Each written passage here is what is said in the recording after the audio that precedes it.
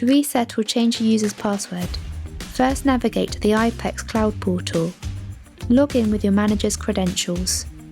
Once logged in, navigate to the user menu on the left of the screen and select User Setup.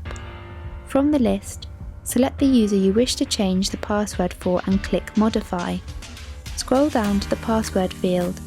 You can then enter a new password into the field. The password must be between 8 and 15 characters long. Once entered, retype the password into the following Confirm Password field.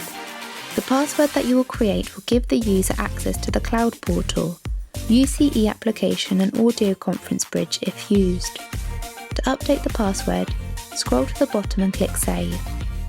The new password has now been created.